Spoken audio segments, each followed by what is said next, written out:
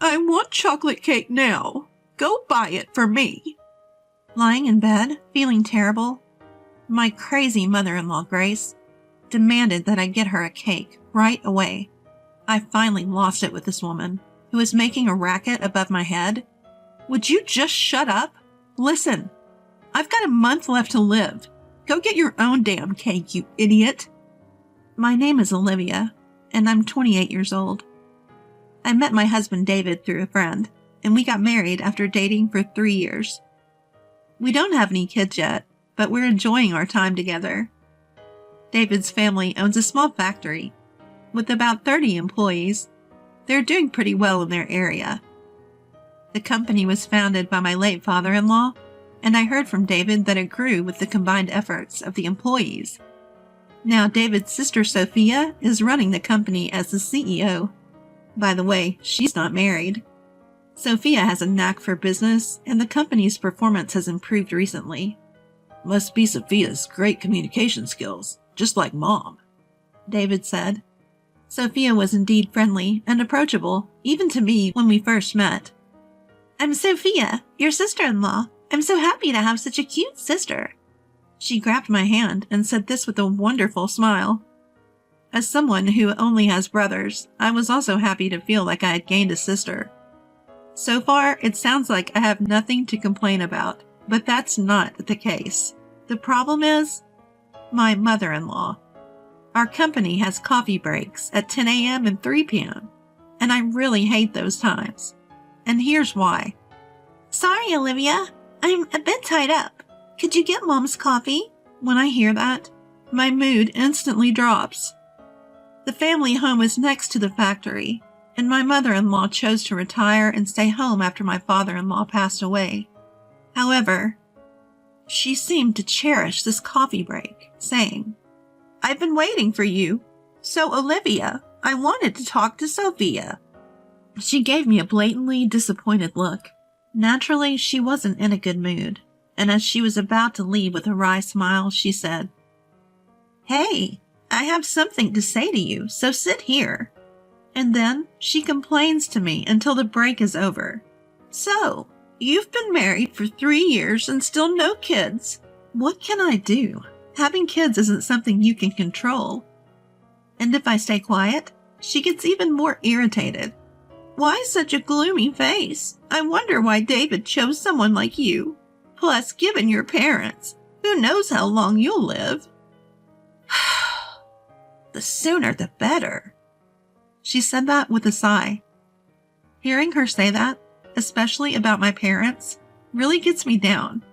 And there's a reason for that. When David and I decided to get married and went to meet his family, this happened. What? You don't have parents?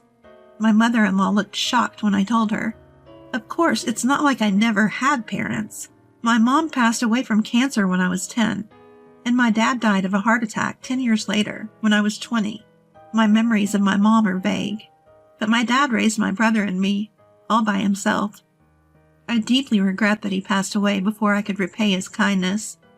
When people hear about my situation, they usually look at me with pity and say, You must have had a hard time.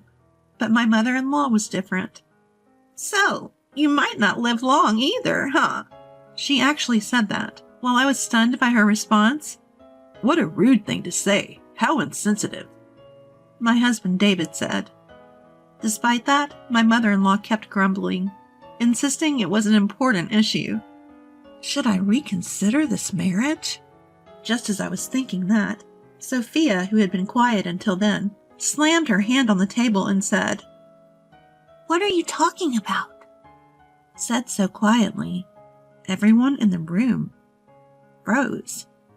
Then my mother-in-law said, Right, Sophia, you agree with me, don't you? That's what she said. Sophia coldly responded, What? I told Mom. David chose Olivia himself, and she's wonderful. Why can't you support that? That's what she told my mother-in-law, with cold eyes. This seemed to shock my mother-in-law, who adores her daughter. From then on, she stopped making snide comments, except when we were alone. Even during the twice daily coffee breaks, she looked disappointed when I brought her coffee instead of Sophia. David and I rented a room near his family home, so the only time I had to endure her complaints was during those 10-minute coffee breaks. I'm so glad we don't live together. But my peace was suddenly shattered. That year, a record-breaking hurricane brought a lot of misfortune my way. Olivia, hurry! Something terrible has happened. I'd never heard David sound so panicked. I rushed to the living room to find it in complete disarray.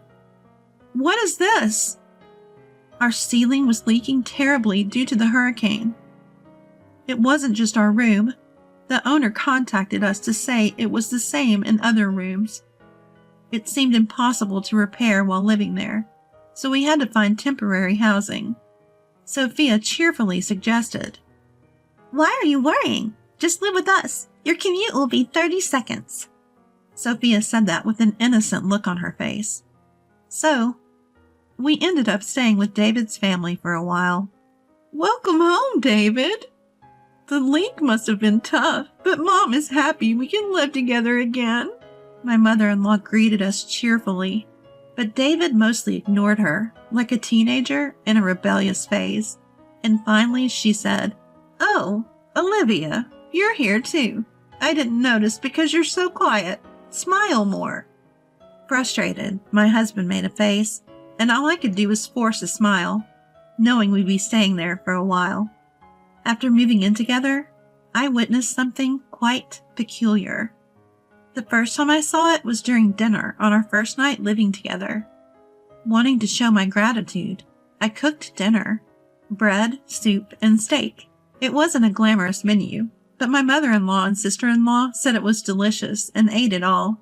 I remember feeling genuinely relieved. After a while, my mother-in-law suddenly got up and brought a container from the fridge.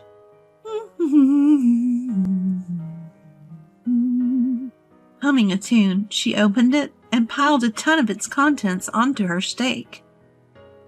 "Ugh, Mom, you're still eating that stuff?" My husband sitting next to me looked disgusted. Sophia, my sister-in-law, rolled her eyes and said, "She won't stop, no matter how many times I tell her. I've given up." She then burst into laughter. At first, I couldn't tell what was on top of the steak. Upon closer inspection, I realized it was jam. While sweet sauces on meat aren't unheard of, adding jam to a seasoned steak was just bizarre. "When you eat something salty, you crave something sweet, right? That's why," she said, looking quite pleased with herself. Honestly, it gave me heartburn just watching her. For the record, I'm not a fan of sweet sauces on meat. "Come on, Olivia, why don't you try it? It's delicious," Mother-in-law said, turning to me for the first time. I didn't want to eat it either, but I forced a smile. Apparently, that wasn't the reaction she was hoping for. "I'm recommending it for a reason. You might live longer if you follow my example." With that parting shot, she retreated to her room. I was left speechless as she stormed off. My husband and sister-in-law apologized, saying, "Sorry." "Sorry. Mom's at it again with her nonsense." Apparently, mother-in-law has a serious sweet tooth and doesn't feel her day is complete without eating a cake. Amazingly, her annual health checkups always come back normal. Come to think of it, she's always eating cake during our 3 p.m. coffee breaks. I remember that. I like cake too, but not every day. It would get monotonous. And what about blood sugar levels? I've always been cautious about my health, especially since both my parents had short lifespans. So mother-in-law's jam steak was quite a shock. "Wait, does Sophia buy the cake every day?" Caught off guard, Sophia admitted. "Yeah, she makes me go buy it. She says it's embarrassing for her to do it herself. Thanks to that, I've become good friends with all the local cake shops." Sophia said, laughing. Watching this, my husband David said, "Sophia, This isn't a laughing matter. Mom's getting older. She needs to start caring about her health. I've always left it to Sophia to deal with Mom, and I feel bad about it. With that, my husband continued to look exasperated. Well, I think you guys will have to help out more from now on, Sophia said with a cheerful face, and I braced myself for more interactions with mother-in-law. Living with my in-laws made my commute much shorter, so I took the initiative to do household chores before and after work. I tried to engage my mother-in-law in conversation, but she often gave me the cold shoulder or outright ignored me. Despite that, she never missed an opportunity to complain about the kids during our coffee breaks. Since moving here, I've had more bad days. Must be the stress. My spirits were low. My husband noticed and offered multiple times to go to the doctor with me. Let's move out and stay at a hotel temporarily, he suggested, but I declined because it felt like a waste of money and the nearest hotel was still a bit far. Then, the worst thing happened. A business trip for a whole week? I was speechless at the news from my husband. The reason for my despair? Sophia, my sister-in-law, would be going too, meaning I'd be alone with mother-in-law. Yes, I'm saying that. My husband offered to take me with him, but I thought it's just a week. I hope I can handle it, especially since I still wasn't feeling well. On the day they left, Sophia sent me a mother-in-law survival guide to my phone. If anything happens, just feed her cake and you'll be fine. I couldn't help but laugh. The list included local cake shops and mother-in-law's favorite cakes from each. For someone like me, who was bracing for a tough week, this info was a godsend. In a week, our home renovations would be done, and we could move back. I thought I could manage, but that optimism crumbled on the first night. When I returned from work, mother-in-law was blocking the entrance. You know why I'm angry, don't you? No, I don't. I'm not psychic. Losing patience, mother-in-law snapped. You missed both the 10 a.m. and 3 p.m. coffee breaks today. Her words caught me off guard. Indeed, with my husband and Sophia away and end-of-month tasks piling up, I'd completely forgotten about mother-in-law's coffee breaks, and I myself never had a coffee break. I thought she'd understand since she used to work, but she yelled, The moment we're alone, you start this harassment? You wicked woman! She said that with an angry look on her face. I felt a huge disconnect with her. Why am I getting yelled at like this? Do I deserve to be called wicked?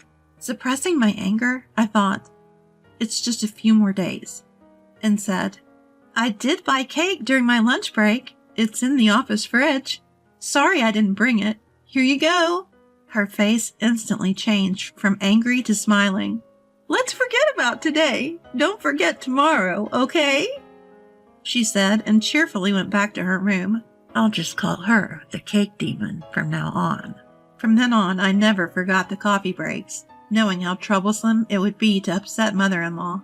On the day my husband and Sophia were due back, I felt so stressed that I was hit with nausea, headaches, and a loss of appetite. I took the day off and went to the hospital. It's pretty bad. Can your family come right away? I couldn't stop crying at the doctor's words. I was told I have cancer, and at most 6 months, maybe even just 1 month to live. I returned home, my face tear-streaked and my body shaky, and lay down on the bed. The door burst open. What are you doing skipping work? Sophia and David are working hard and you're slacking off? Her screeching worsened my headache. I didn't have the energy to respond, so I just said, I'm not feeling well, and closed my eyes. Mother-in-law didn't seem to like it either. She didn't want to leave the room and still complained to me. She continued to complain, saying things like, That's why you can't have kids. And, Who knows if you'll live long?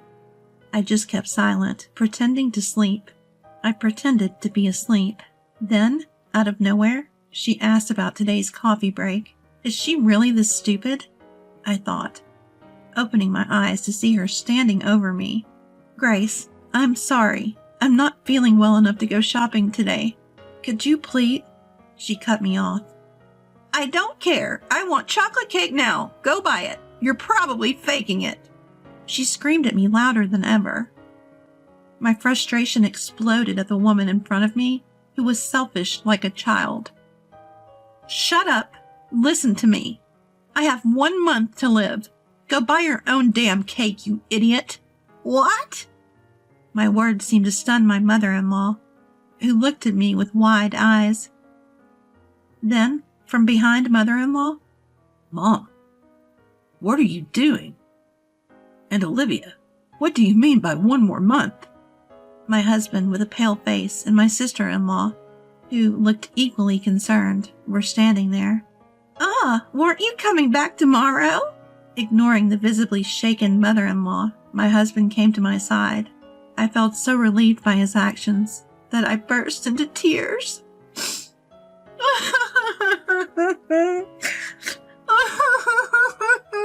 I can't take it anymore. The doctor says it might be cancer, and I'm not feeling well, but you keep nagging me to go buy cake. Enough is enough. Stop bothering me about the kids, too. Just leave me alone, you idiot. I let out all my resentment towards mother-in-law while crying. My husband and sister-in-law looked at mother-in-law with cold eyes. Sending a sick person to buy cake? Are you stupid? Sophia, who's usually all smiles, had a face I'd never seen before. A terrifying one. You've been making snide remarks about the kids. Look, I didn't say anything because it's a private matter. But the reason we can't have kids is me. My husband raised his voice as he said this. In reality, about a year after we got married, we consulted a doctor because we were having trouble conceiving. The test showed that I was fine, but my husband's numbers were low. He felt really down about it and kept apologizing to me with a sad face. I didn't want to make him feel that way, so I avoided talking about kids as much as possible. I did want children, but I thought life with just my husband was enough. I never considered leaving him because we couldn't have kids. I didn't tell mother-in-law because I knew she'd start nagging my husband next. I didn't want that. Mother-in-law listened to my husband's words with a face like her soul had been sucked out. Just then, my cell phone rang. The caller ID showed. It was the hospital. Hello? Yes? Right now? My husband just got home. Okay, understood. The doctor who had called earlier sounded very urgent, asking us to come right away. Am I really that sick? As I started to cry from the anxiety. It's okay, Olivia. Can you stand? I'm with you. My husband, who also looked like he was about to cry, and I rushed to the hospital. As we were leaving, I caught a glimpse of mother-in-law get a stern lecture from Sophia. When we arrived at the hospital, we were immediately ushered into a room where the doctor and even the hospital director were waiting to offer us a deep apology. A misdiagnosis?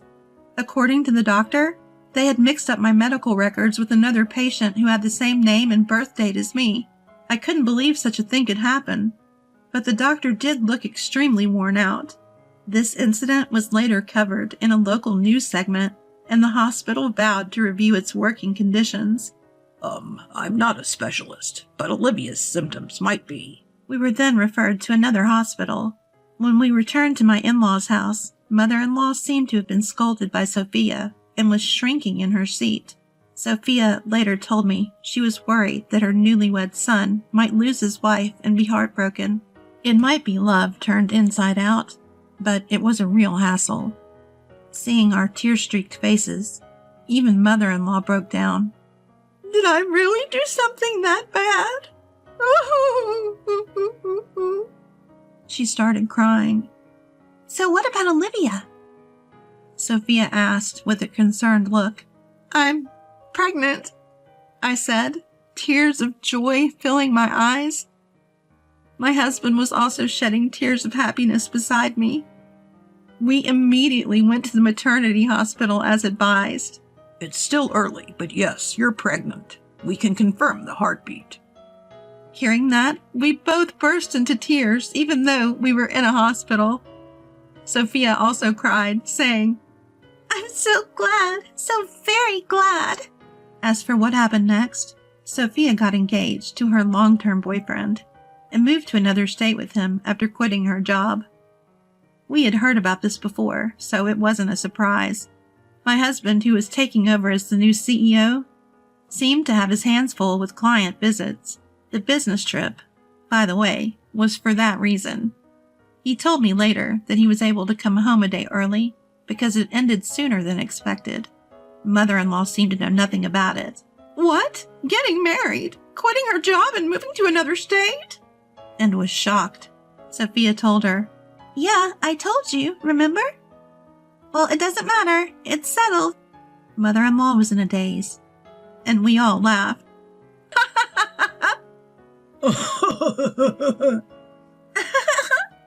We returned home to find our leaky roof repaired and our room looking brand new.